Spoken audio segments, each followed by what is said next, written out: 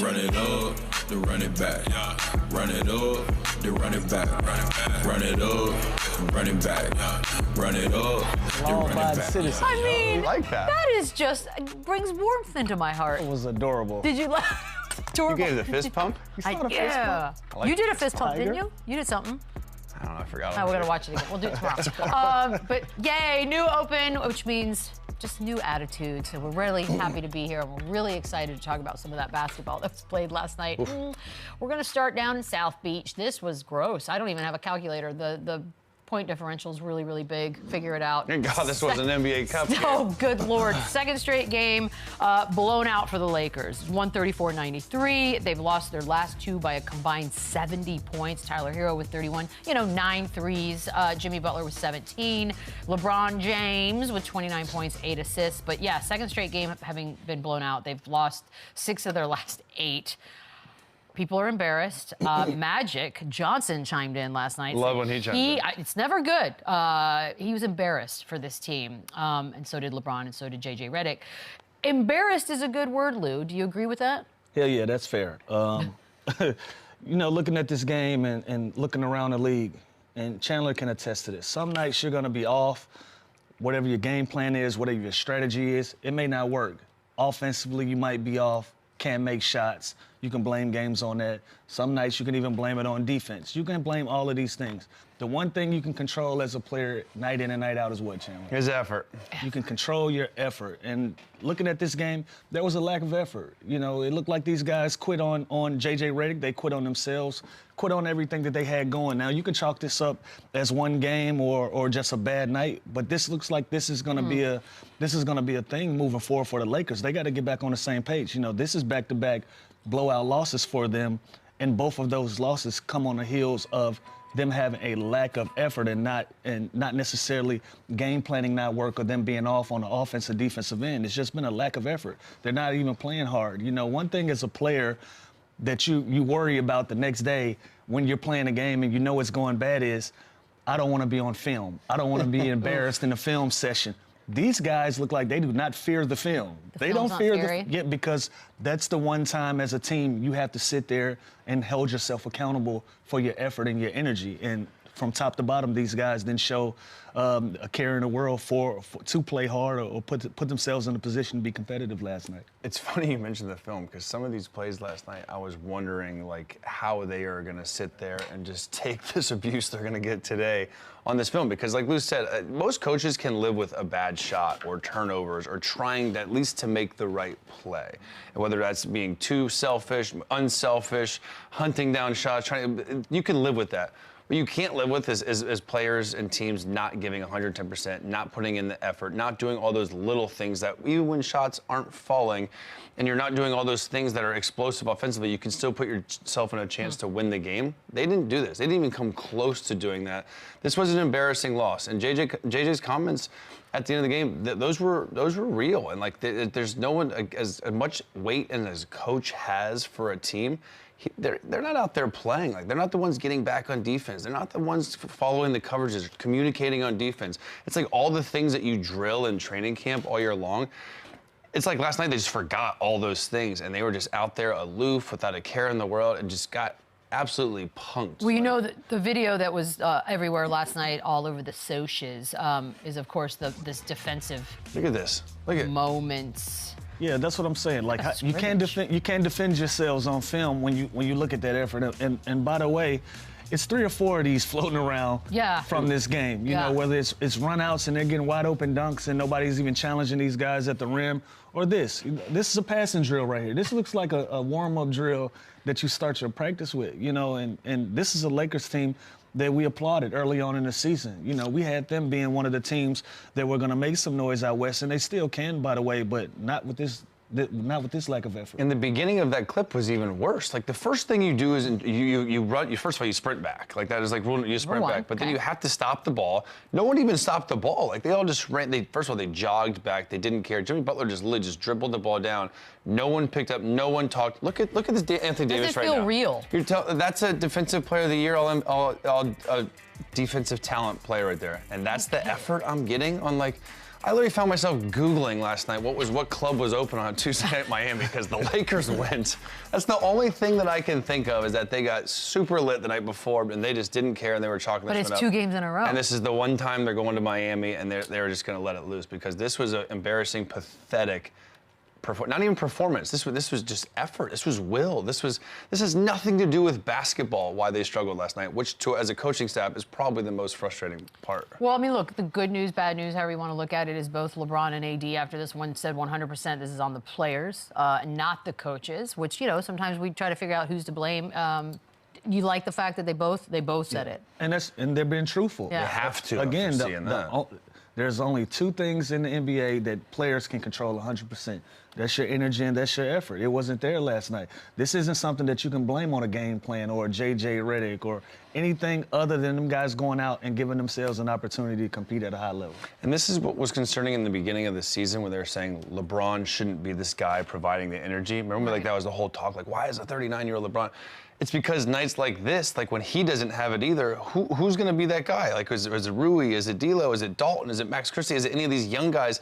It was none of them last night, and especially Anthony Davis, who this is like it looked like he did not care, which to me is the most concerning part. Like, I know it's just one game. I know it's early still, but like this is when you look back on it, like, man, like this is detrimental to the game. This is embarrassing for the league. Like this was that bad. How bad, like when you get in one of these situations, you lose 2 games by a combined 70 points. You look like they looked last night on that floor. There's even a moment, I think, when AD and LeBron look to be sort of getting into it. Obviously, it's just everything's piling on and it's all frustrating. How do you get out of this and avoid it getting worse? First of all, that's scolding. Scolding is hilarious. But I mean, you're punished. At the end of the day, it is a 2-game losing streak, or there's 2 stinkers in a row, and they still currently are right there. They're still 2 games above 500. So, is this the end of the world? No. Is this something they have to address today? Like, I don't care if they're supposed to have an off day or they're supposed to do whatever today. Today they are meeting in the facility or wherever they are. They are going through this. They are they're facing this head on. Because you can't just flush this one. You can't just forget about this one and move on. This is one of those performances that will stick with you. You don't want it to linger. And I don't know who, I haven't looked ahead. I don't know who they go to next. Atlanta next. They better just be the hardest playing team in that game. I don't care if they lose, but they better go down swinging in that game and at least set the tempo early because But Atlanta's fun too, isn't it? This last night, this was unacceptable. Miami and Atlanta back to back. This could be bad, you guys. This could be 3 in a row, combined 100 points. Like, look at, I mean, the game was over the second half. They scored 20 and 21 points in the 3rd and 4th quarter. Like, again, I think they threw in the towel there super early in the second half. But, like, you can't win scoring 93 points. They scored 80-something the other night. Like, this, again, they have so many issues defensively. They have so many issues offensively. But when they're good, they're good. When they're bad, they're bad. Like Lou said, when all that hits the fan and shit goes sideways, you still have effort. You still have playing hard. And they didn't have anything last night. By the way, we started the season really hot with Anthony Davis. He was averaging 31 points over the first 14 games. But now that's dropped down to 18 in the last 7. I don't know if something's catching up. This is just as simple as it is a slump, Lou. I mean, he took responsibility after the game. Things happen. Or are we worried at all? Yeah, especially when you're having back-to-back 35-point losses, right? And this is the best player on the team. Even the guy that we think is the best player on the team said Anthony Davis is the best player on the team. So you hold him for that responsibility. You hold him to the core of that being what's needed. Again, he got to get back to playing with force, playing with a pace. Like the early on in the season, the success that you saw from the Los Angeles Lakers, it came from him playing downhill. It came from him having his back to the basket, putting pressure on bigs. Even on the three-point line, when he's there, he's not settling for three-pointers early on in the season. He's putting it on the floor. He's putting the pressure on you to either foul him or he's going to finish these plays. Now we're getting back into a space where he's playing 17, 18 feet out from the rim and he's relying on jump shooting again. He has to be that one guy that's going to play with force for the Los Angeles Lakers. And again, the last 2 games, he's 4 of 14 and 3 of 14. He's only getting the free throw line 4 times. Like, you are Anthony Davis. You can impose your will. You can do your finesse game. You can face up. You can do all the crazy talented gifts that you have, but also you have to set the tone. You have to throw the first punch. Like 3 of 14, like 14 shots in a game like this. I don't want him to be a pig. I don't want him to play selfish, but he needs to be way more aggressive, especially right now. His team needs him. Like in Atlanta, like he needs to be uber aggressive, set the tone, and do what he does that makes him so successful. Be active. Go try and block everything. Like when you that's what people get frustrated with him because you see him kind of float. You don't see him play with that motor. Like he when checks out a little sometimes. When he plays with that aggression, he's so good. He's a top 5, top 10 NBA player in the world when he plays with that. When he's not, he's just one of the guys, which is just unacceptable at how good he is. We should talk a little bit about the team that did win. Of course, the Heat. Tyler Hero, 21 of his 31 points came in the third quarter, including 7 threes. He had 9 total. 24 points is what he was averaging. You guys kind of mentioned it yesterday, Lou. All-star for him this year. You said a definite, right? Yeah. I don't think it's a definite simply because it's a numbers game. It's only going to be 12 guys. You know, is he going to get those votes from the coaches or from the fans over a Garland, over a Mitchell, Tatum, Brown, Brunson? Even Trae Young is in this conversation with how the Atlanta Hawks are playing. He's back in the conversation of being an all-star. Milwaukee is playing good basketball, so then you have a Giannis, you have a Dame consideration there. So I just think it's going to come down to numbers. Now, as far as Tyler Hero is going, how he's playing, he's putting himself in that position, but you know how these things work. When you have household names that are playing just as well and their teams are playing better, they're going to get the nods over him. Yeah, and you look at there's going to be 2 Cavs, there's going to be 2 Celtics. FRANZ WAGNER is I think, a shoe-in. Like well, I was just counting the guards. That's what I mean. Like so it is, obviously, it's fun to always do the prediction stuff. Always. I just think, and I think this year the East has an opportunity for some first-year All-Star guys with WAGNER. And listen, Tyler Hero's averaging 24, 5 and 5. As long as they keep winning, they kind of stay in that 4 to 7 range. I think the Heat deserve an All-Star, and there's no doubt in my mind it's him. It's no one else on that team. That's fair. It is him. Shall we move on? Yeah. Okay. Well, the Franz Wagner of it all is where we're going next. Magic at Sixers. Oh, no Embiid, no Paul George. That's weird, deja vu. He led the team. Franz did. 106-102 was your final. Just a light 35 points. Jalen Suggs with 17. Jared McCain, becoming a favorite. 24 points, 7 rebounds. Before this one, Nick Nurse said that they have not considered shutting down Embiid yet. They are 2.5 games out of the 10th spot right now in the East. I feel like we're going to talk about this until it actually happens. But where is the cutoff to when you say, you know what, we're shutting him down, Lou? I'm just curious to know what's the holdup. You know, what are they holding out hope for? Again, we don't have inside information to what type of shape that he's actually in and how bad this knee injury is. Besides what we've known historically going on with Joel Embiid. Other than that, you're seeing yourself 2.5 games out of the 10 spot.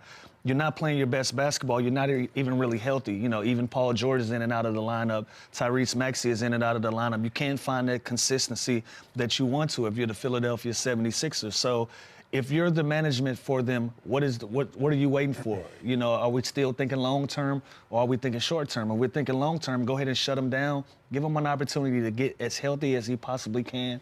And as much as it's going to hurt, as much criticism as you're going to take from your fan base, you got to put yourselves in a position to do what's best for the organization in the long term. So if this is something that's not going to get better for Joel Embiid, and we're going to see him out there limping and not giving you 100%, by all means, shut him down. I don't know what you're waiting for. I think you have to think long term when it comes to this situation because of just simply his contract. Like he's under contract, he just re-upped. He's owed a lot of money. This isn't just like, how can we salvage this season? This is how can we salvage his remaining contract that we are invested financially huge. So I think they should have shut him down 2 weeks ago. I think that actually almost protects him. That proves that this is actually a season-ending injury. He tried to fight through it. He tried to play early. Yes, should he have not played in the Olympics? That's a whole nother personal decision and choice that he had and he made. You can blame it on that. I still, watching the Olympics, he wasn't himself this summer. So that, to me, he was hurt before that. Like, so I think this is something that they need to address. They need to shut him down. With Paul George in and out of the lineup, with him under contract there's still hope. Like, the future is still very bright with the rise of Jared McCain, Tyrese Maxey. Like, you shut him down, you fix him, and you get a 90%, 95% going into next year, Joel Embiid. We're now talking about another contending team that we thought was going to happen this year. But this year, it's over. It's a wrap. I think the fans they're not dumb. I think they know this is probably coming. So just get it over with. Well, I think what's going to happen is they're not passing the eye test. Like we see Joel Embiid is not okay.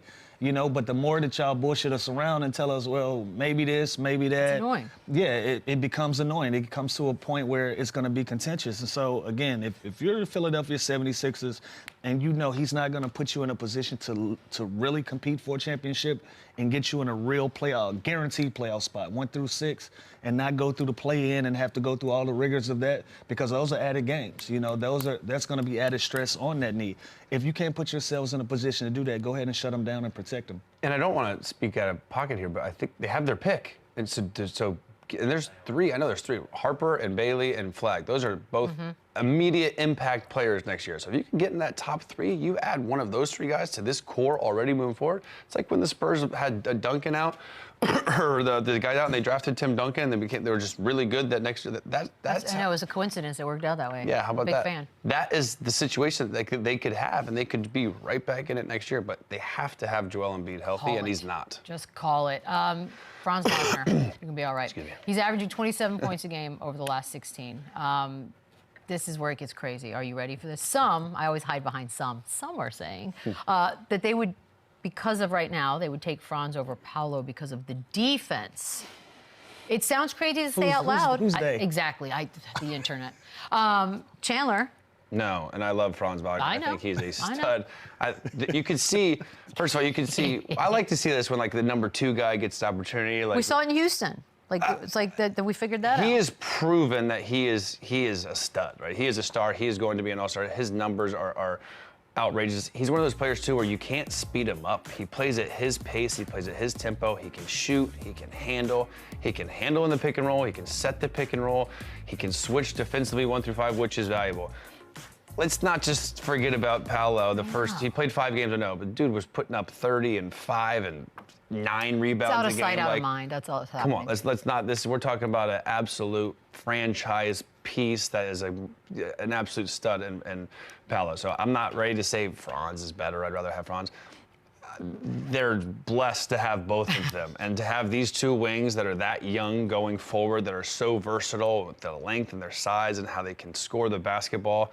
This team is in great shape just having this dynamic duo go forward, but as much as I love Franz, I'm still rolling with PAOLO. By the way, I know he's been sort of cleared to do some stuff, like he's starting to get a little bit of movement and action going. Is there a world, I don't know his actual timeline, but if Magic make the finals of the Cup, is there a world? Well, I think when you get PAOLO back, you play him. I don't think it's like, well, we're rolling without him.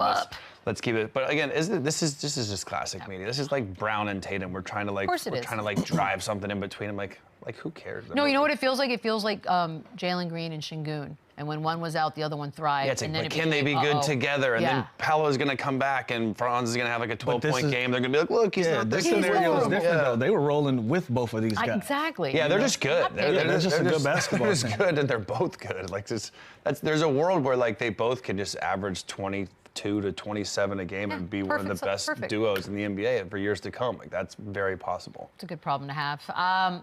Don't look now, but Atlanta is doing things. That's right.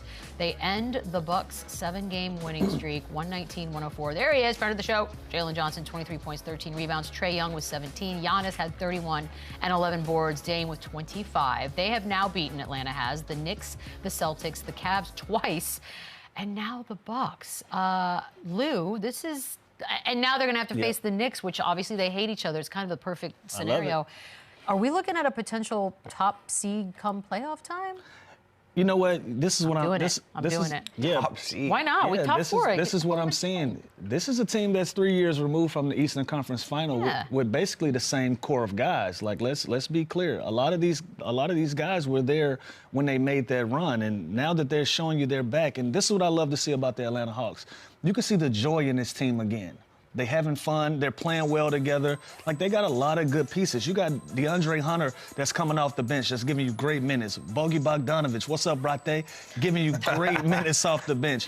The emergence of Dotson Daniels and Jalen Johnson And Trae Young, I don't know how many assists he's averaging, but every time I look up, I see 14 or 15 on a stat sheet or flashing across the bottom of a screen. This is a team that's found joy again in playing together. So when you start having conversations about teams with camaraderie and chemistry, the Atlanta Hawks are one of them. They've figured something out. They've found a brand of basketball that works for them down in the ATL. And I think they can beat any team when they're playing at that level. And when Trae Young is playing that way and these guys are following his lead, by all means, I think they can beat any top seed there is, and they can put themselves in a position to be a top seed just as much. Well, they've proven that too. You see the teams that they already have wins over, and when you have this much depth, and like Lou said, when you have DeAndre Hunter, who was my rook in Atlanta, who's the greatest kid of all time, he's a player. Bogdanovich is a player. So you have these dynamic scorers off the bench. And the number one pick, Rosh Hashanah. He's like low-key having a good year. It's just he's the number one pick. So I think we kind of compare him to like these Wimbies and these other former number one picks, and that's not fair to him. But like this kid is going to be a solid NBA player. And Trae Young, again, people would love to like talk negative on Trae Young and he seems to be at peace. He seems to be taking that step of maturity where he's playing more under control. He's still capable of going off for these big explosive games. You know he's getting up for this Knicks game. He loves this villain role that they've created with him against New York, and he enjoys it. Him talking trash to the his own home fans, like, get your ass out of here, talking about the fans. I love these vibes that Trae Young is giving us. So, yeah, this team is on the rise. This team is scary. If you're the Celtics, you're the Cavs, and you draw this team first round, you're in a dogfight. Like, they're not just going to roll over. This team is young, they're poised, they defend, and they can put up 130, 140 points any night. And another thing I want to highlight from Trae Young, you know, he was known for shooting so many of those deep shots early in the shot clock. They were frustrating. In the fast break, and then when he didn't make those shots, it was frustrating to everybody, right? He's figured out, I got lob threats. I got guys that play downhill. I got guys that attack the rim. I'm going to adjust my game to make sure these guys are going to star in their role. So he's coming down court, pick and rolls. He's pick your poison. Either I'm going to go downhill, I'm going to use my floater like this. I'm playing in the lane, float ball. Float ball number one, I got a lob threat right here. Jalen Johnson to clean it up if Dotson don't. More pressure on the rim, floater again. Like, this is a great brand of basketball for Trae Young. He's not relying on three-point shots. He's not relying on those deep ones. He's putting pressure on you every single time down the floor. And they're getting a lot of good basketball from him. And you know what's nice? I'd always say, like, I want to see Trae Young on the Lakers because I want to see him not be the best player. I want to see him kind of take that role. People don't like when you say stuff like that. But now he's still the best player on the Hawks, but he's taken that step maturity-wise where he plays like a vet. He plays more in control. Like Lou said, he's not hoisting these crazy 35, 38-foot three-pointers early in the shot clock that are basically just as bad as a turnover. He's not doing that anymore. He's a setup guy. And like I said, he just looks to be having fun. Looks like he has a piece. It looks like this team gets along. So Trae Young, kudos to him. He's evolving. He's evolved. Yeah. He has taken that step forward as a young vet on this team. Because it's career high assists. That's what's going on with the 12, and the shooting's obviously down. But nobody's going to say, he's got to lead the league, right? Does he lead the league? There, yeah. I mean, 12 assists a game, that's a year. Give him credit. Absolutely. That's all you can ask for. By the way, we will talk more Bucks as well, but we got Bobby Portis coming up later. So we'll get into it with him in a bit. We've got another game. Lou, this one's for you. Timberwolves at Clippers. Third straight win for Minnesota. This Way to game go, was Anthony just Edwards. as ugly as the Lakers. 108-80. So many points. Julius Randle was 16 of his 20 points in the first quarter. Anthony Edwards finished with 16, 6 rebounds, 4 assists. James Harden had 5 points, was 1 of 10. So, Lou, you were there. Boots on the ground. What did you see? Just lack of scoring. This was a team that was unhealthy, didn't have guys in the lineup that can help them score that basketball. You know, we just talked about the Lakers game, right? This wasn't a lack of effort from the Clippers. Like, if you watch this game, they're defending their asses off. You know, they're still playing. They're diving for the ball out of bounds. Sometimes you just don't have enough talent to go with what's going on. Minnesota came out, played an aggressive style of basketball led by Julius Randle. Julius Randle having 16 of his 20 points in the first quarter. He shot the hell out of the basketball from 3 early on, and as that continued on, it gave confidence to the rest of the Minnesota Timberwolves, and they shot the ball extremely well the first half of that basketball game. And when you're James Harden and you struggle to make shots, and the rest of the team, you don't know who's going to be that secondary guy who's going to give you scoring. You know, starting the game, they had Chris Dunn out there, Amir Coffey was out there, Zubac was out there. Like, who's going to be the secondary guy that's going to put 15 to 20 points on the board for you. So for me, just watching this game in person, looked like they just struggled from the on the offensive end, and they just didn't have enough to compete with Minnesota last night. Yeah, when you have Terrence Mann out, when you have Norman Powell out, Kawhi Leonard's obviously still out, like this team is banged up, and they don't have that second guy, they don't have that third guy, they don't have that kind of that flow on offense. And this is a team that can still win games because they do defend and they do play tough, but scoring 80 points and against anybody in this league is just not going to cut it. It's just weird seeing 5 points next to James Harden's name. Like this was fast too. I came out of the lounge at the start of the first quarter. I sat down and started to sip my drink a little bit, and I was looking around. I saw a cocktail. I saw a cocktail. We had a cocktail. What bev did we have last night? Oh, a little tequila soda. You know, anyways.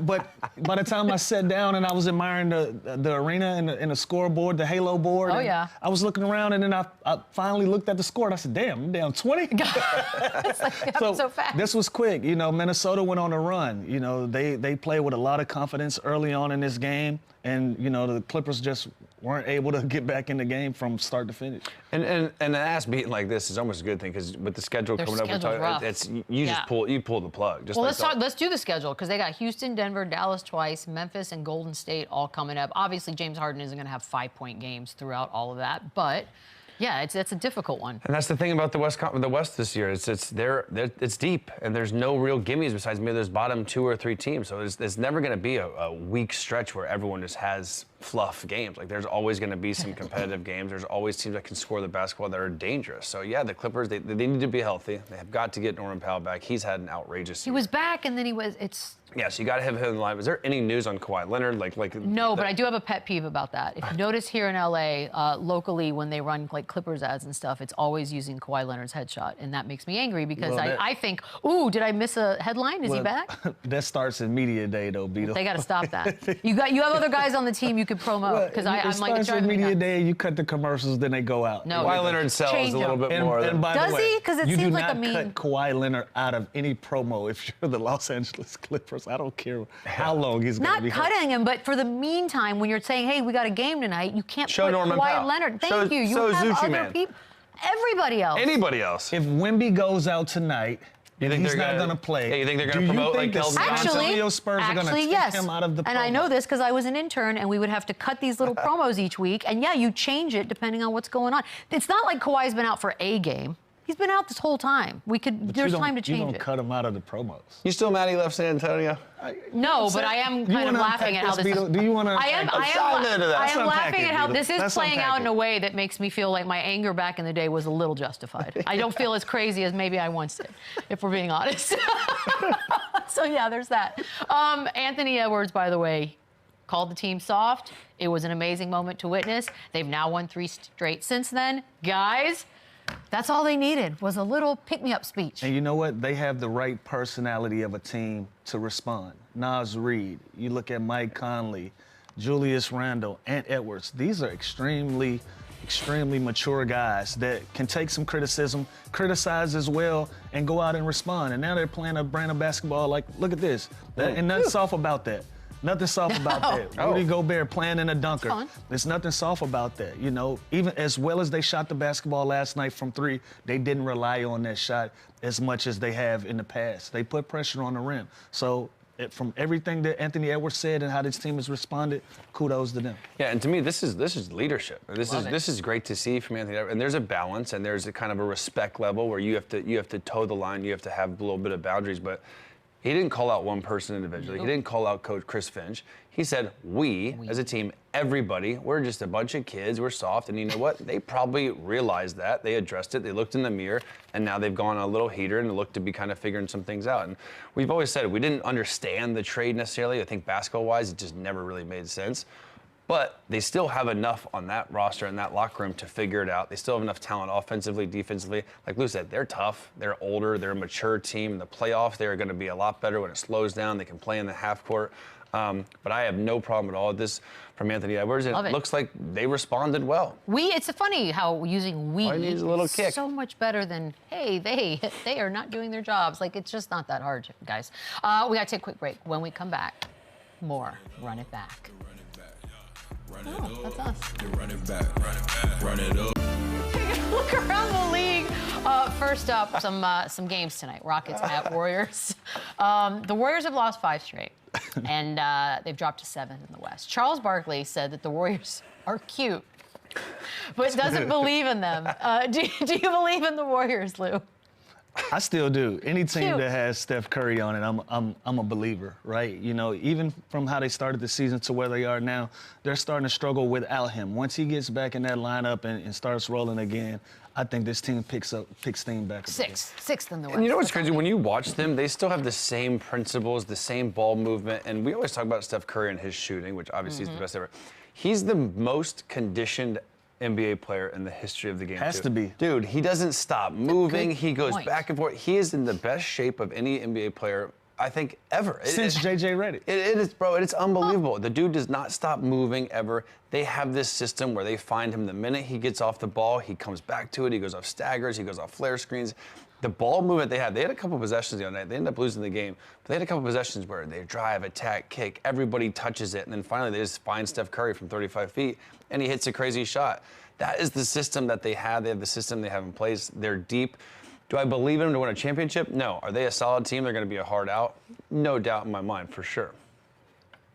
Draymond, you know he has a podcast. He went on it, said he's a little afraid about his current calf injury. It's not like him to say things like that. Chandler, are we concerned? This is, I just know teams, front offices, team doctors, they hate this so much. Most teams and organizations, they try and keep this stuff in-house. You don't talk about injuries to anybody. You don't talk about the severity of it. You don't talk about anything. So I am concerned because Draymond Green is a tough dude, and it takes a lot for him to miss games and miss times. And a calf is something that can continue to nag and linger and get worse. And it messes up everything around it. A calf you don't play with. It's like it leads to an Achilles. It could lead to it leads to everything. So like a calf is extremely concerning, especially he's getting older.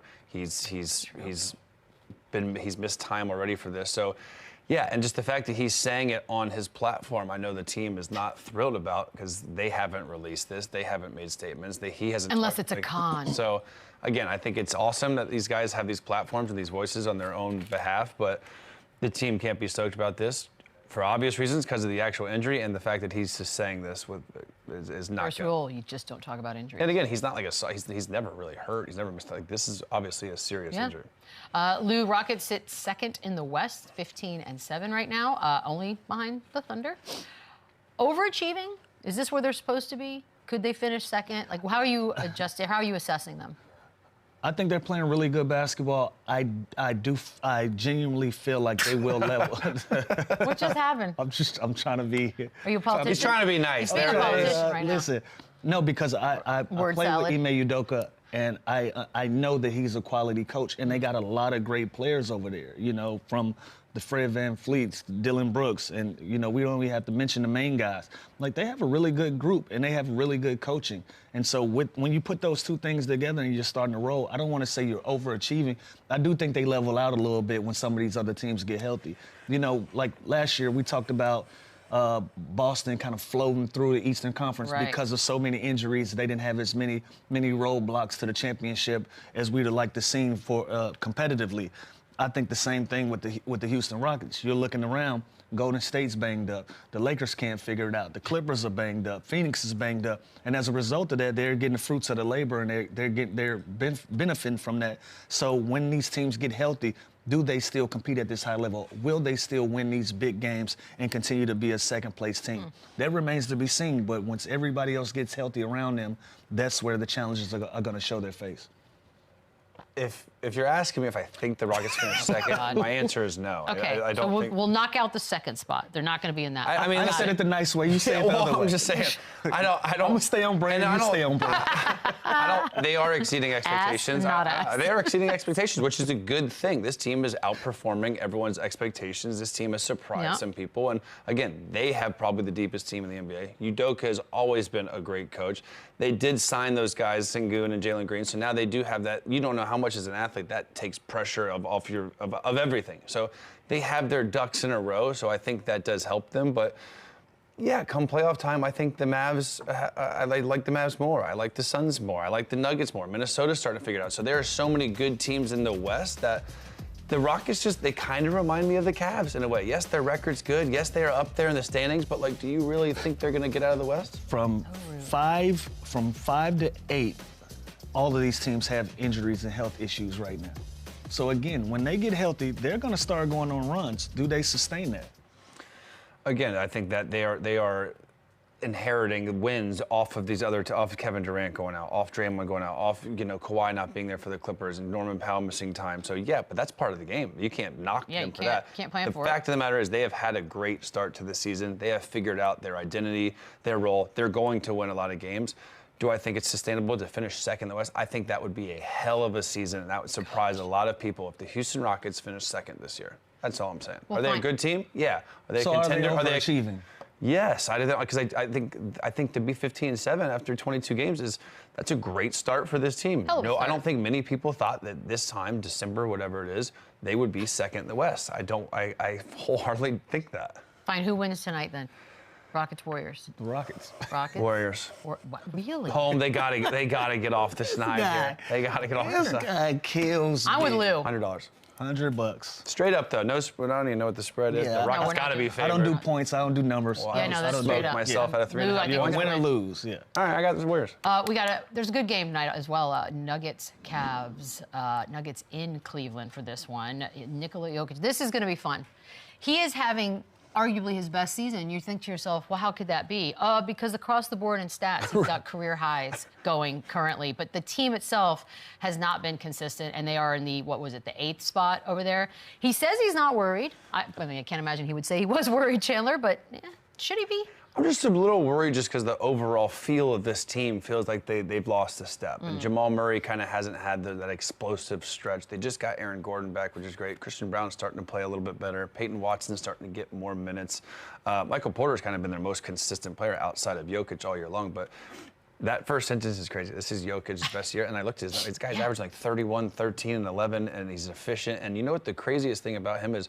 When you watch this Nuggets team play, when he goes out of the game, they stink. Like they are a completely different team. Like they go from the other day, I think they were +8 when he was in the game, and within like a 5-minute span, they were -13. Like it is just the numbers don't lie. This team is so obviously for obvious reasons so much better. So they have to find rotations, and they have to have ways to either go small or kind of find a certain rotation that they can get production with Jokic off the bench, because he's not going to play every game. He's going to get in foul trouble some nights. He's not going to be on the floor for 48 minutes. So they have to find ways to not just go on these nasty runs when he goes out of the game.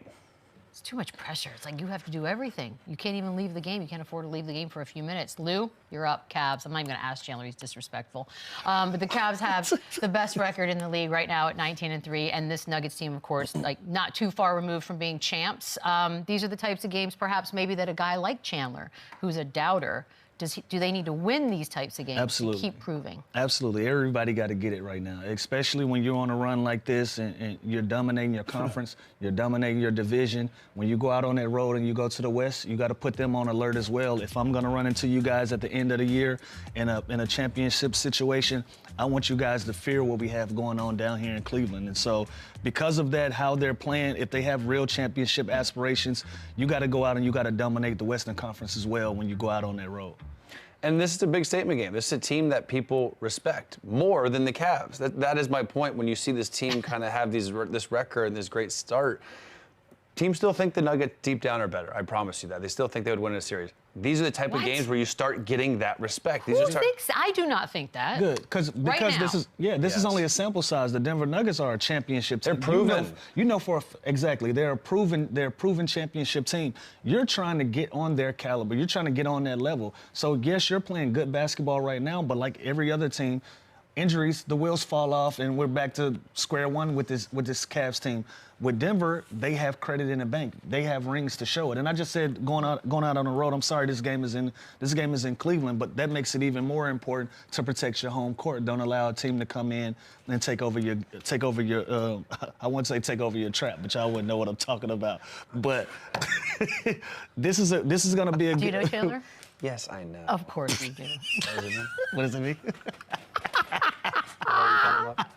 No, but this is This is definitely a proven ground game, especially when you're talking about somebody that's going to be an MVP candidate on the other team, and you have guys that's looking to be in that conversation as well. It's personal things on the line, it's individual goals on the line, and collectively as a team. With that being said, I'm looking it up. do you guys know who has the most wins in the last decade? It's Georgie DA. Give me the Cavs. Oh, give him another so you're win. picking. Yeah, give me another. Okay. Put Cavs. another one for the Wait, good are we guy. all thinking Cavs win tonight? Oh, I don't like when we all agree. I like Cavs at home. I like them on the road as well, but I like them even more at home. Yeah, protect the house. I like the Cavs I mean, tonight. I'm seeing a song called "Taking Over Your Trap," but can you tell us what it means? It's an artist and a poet by the name of Bankroll Fresh. Yes, I saw that. And he Yes. says he will walk in your trap, take over your trap. So that means if I come to your stuff, I will take over your So stuff could be people and places. Gotcha. No, we gonna stick with places. Oh, but we're not really sticking with places. Okay, we're gonna take a quick break. Let's take a turn. We got some more Run It Back when we come back. Run it up. Yeah. All right, we got a little you buying that going on. Lakers, Heat, Bucks, Warriors, Cavs are all amongst teams that are reportedly looking to, I don't know, maybe trade for Kyle Kuzma. Here we go again, Chandler. Are you buying that Kuzma would be a fit? And if so, which of those teams would be best? Lakers, Heat, but I like him on Lakers, Heat, all of those Warriors. teams. I think they are great fits. I love him on the Warriors. I think he fits kind of that DNA, that shooting, kind of ball movement, constant motion kind of offense. I would love him there. Cavs make sense too. You know what's a bummer though is it means somebody's going to have to go to Washington. Yeah, it's bad for them, but I do. Kyle Kuzma is one of those players where he's a plug-and-play guy. He's a system guy. Like we talked about the other day, Brandon Ingram is probably a more talented basketball player than Kyle Kuzma. But on the Lakers, they saw a future with Kuzma instead of Ingram. So it's a lot of times and not then about saw talent. a future with neither. Exactly. It's about fit. Kyle Kuzma fits with most teams. Brandon Ingram might not. So yeah, I do like Kyle Kuzma on all these teams. Wow. I think it's funny when a team lets you go and then like brings you back though. So Lakers would be my least favorite. That would be weird. The Heat I like, the Bucks, Warriors, Cavs, I like all those. Yeah, it's trades were so early, but I guess. And he we're gonna talk provides about it. shooting, and he's versatile. Like I like Dallas for him. Such a Like nice guy. Huh? You. I am. Yes. Whoa, what does that mean? You don't agree? Don't do Nope, this. We're not a hidden national message. TV. What's Not a happening? hidden message. I just said Chandler's a nice guy. No, there's a hidden message there. Yeah, it's hidden. Because he's not a nice guy. How We about all this? know The that. team I like him least is the Wizards. So it's, you know what I mean? I like So he him. has to I like him leave. on a good team with good players around him that make him even better. So anywhere, basically. that's a good one. Anywhere, but That's a okay. good one. Now that was the question we should have asked. Lou, over the weekend, James Harden joined Steph Curry as the only players with 3,000 or more threes in their career. Man, is he a no-doubt Hall of Famer? You buying that? Is that the question? That's a question. You buying it? Absolutely. No doubt. Yeah. You wrote that one? I guarantee you somebody would argue this. No chance. Somebody would argue. Nobody would ever People argue. argue anything. No, not Yeah. this. Absolutely. I have to elaborate on that. Yeah, you do. Go on. Just say yes. Give me all of his Next resume question. now. Yeah, absolutely. Like he's a game changer. The championship thing could linger for some. Well, Nope. no, Okay, just like not it's a lot of Hall of Famers Yeah. that had impacts on the game that didn't have championships. Tracy McGrady, Allen Iverson. But they were impactful guys. They changed the game. This guy's literally changed rules. They've had to adjust how the game is played based on how he's been about it. Everywhere he's gone, he's left a mark. Philadelphia, Brooklyn, OKC. Houston, he's still one of the best players in Houston Rockets history, and he's still making the mark with the Los Angeles Clippers. I don't know what else to say. No, that was it. You elaborated. That was perfect. He's Without still a doubt, doing. He's still 100%. doing it. Still actually doing it. He's still doing it. This is. I'm more confident in this than pretty much anything. So on the you buying that scale, that's top. All in. Okay, Yeah. fair enough. Chandler, John Morant recently said, and people have been talking about this, which I find interesting, that he's trying not to dunk anymore, at least not as much, to avoid the injury. What did I say last year? Yeah, it's smart. Like That's literally wrong what I with it. said like last Austin year. Reeves the other day is not a high-flying, crazy athlete like What? John Morant. And the other night he went to go dunk instead of doing a floater, and he's out still because he landed hard. Chet Holmgren, like these guys. Again, it's exciting. I hate it for the game. I hate it for their fans. I hate it for just the NBA because he is so But much. he's not going to be able to fun. help himself sometimes. Oh, he's still It's going to gonna go, be- and he's still it's going gonna be to great. actually get bodies. Crazy. Yeah. Fast break. He's still going to do crazy dunks. I just think for the longevity of his career, this is a mature, kind of thought-out, brilliant move from him because you see guys like Derrick Rose, you see guys that lose their athleticism and they get hurt and then they're not the same player. He's not the shooting space guard that his game is a lot on athleticism. So as long as he can salvage that for as long as possible, I think like it's that. very, very I said smart. it last year. Yep. I said it last year. The older you get, the more you will find in your game how to remain grounded, how to stay on the ground as much as you can to avoid as much contact in these big high collisions when you're jumping 40, 45 inches off of the ground like Ja Morant would. I said this last year, and I'm glad that he's able to see that, be mature enough to adjust, and think about the longevity of his career. But every once in a while, don't get it confused. He might catch you on a poster if you take your guard down. Does this more likely or less likely now that he ever does a dunk contest? It's less likely now. At least he's not going to get hurt in a It's dunk less, contest. it's less likely now, but we would love to still see it, absolutely. God, we haven't even gotten to that point. Save those legs and just do the dunk contest, but don't dunk in games. And you shouldn't get hurt doing the dunk contest. I mean, I don't think theoretically. anyone has. Well, don't jinx it. But yeah, I don't think so either. All right, Chandler, you're up again. Pat Bev said that Russ is up there as one of the greatest point guards to ever play the game, or as the greatest point guard to ever play the game. Excuse me. What? Are you buying that?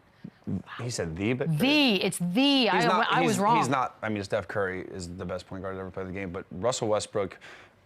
Yeah, one of them was guys that different. kind of hang on and continue to play these long careers should be a good thing and should be respected and applauded. A lot of times you see guys kind of fall off, take a step back, and you compare them to what they are now. Like this new generation is probably seeing Russ, and they don't remember Russ in OKC. They don't remember Russ in previous spots where he was unbelievable. He still is valuable now, but yeah, I think he's a top 5 point guard. I mean, you got to give the nods to guys like Magic and Chris Paul, Steve Nash, guys like that. But Westbrook, to me, he's Jason Kidd. Jason Kidd. I mean, he's top 5. Like he's. So one of is better than the. The is. Westbrook There's no is- such thing as the That's in sports, for real, for real.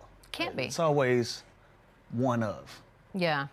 Yeah, like I think something. Steph Curry is the best point guard of all time, but a lot of people would say Magic or someone else. A lot of people think LeBron versus Jordan. It's like, Oh God. he's top 5. I'd put him. It's an invisible crown. It's not a real. And it's not fluid a real thing too, because it can change. It's one of.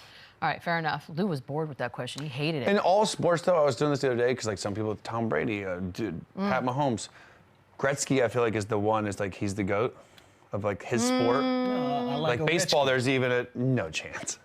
See, Stop. I don't know. I One think the of. hockey. But you know, I feel like of all the sports, he's like that's all I know. that's about more it. well, obvious. it's because his nickname is the great one. he didn't but give it to himself. Well, yeah. That's true. Not everyone gives themselves their own nicknames. But I do think. Oh God, yours What's your nickname? What's your self? We're just gonna go boy. to break. I know it, but I can't say it on TV. Bobby, where are you? Oh, we go to break. We'll be back. He's not coming to rescue you. It's over. Bobby. Is it Like, you know what I mean? Is it Barry Bonds? Run it up. time for prop party? I'm almost wait, hold on, Chandler. Give us your prop. Because I thought you said Nuggets were gonna win. No. Oh, I got the that. tapes back. Beads. I'm not going to. I got Cavs, money line, I think he did. I think he did too. 100. Because Lou and I both had Cavs. I said give another win to Georgia. No, you're Yang. right. I did this whole you're right. bit. Do you you're remember? Because I said, oh, we all agree. Anywho, All right, is go the on. floor mine? Yeah, go Cavs on. money line at home. I like them protecting this house. Give another win to Georgia Yang. I said that now. Another for a win. Third time. And Darius Garland. You know what? Jamal Murray, Garland, a lot of point guards that are getting a lot of respect these days. I expect Garland for an aggressive, big-time night. Call him DG. DG, sure. DG Lou, what's Why up? I'll tell you what, my guy George Niang, he left an impression on us yesterday. We had some fun. Don't start that. Don't start. Wait, you found a Yang prop? I did find a Niang Well, damn. prop. I'm going Cavs money Send him line. this. My guy, over in points, 3 3-pointers that's gonna get us over. Yeah. Go crazy, Georgie. I also have a Cavs-friendly prop line myself. Wow, no respect to the Nuggets tonight. I got Mitchell over points, Mobley over rebounds. I didn't know I could do a Yang prop. We should have done an all Yang prop. That's on us. Next time. Want free money? Bet on Yang. We'll be back tomorrow. I think Lisa just made up.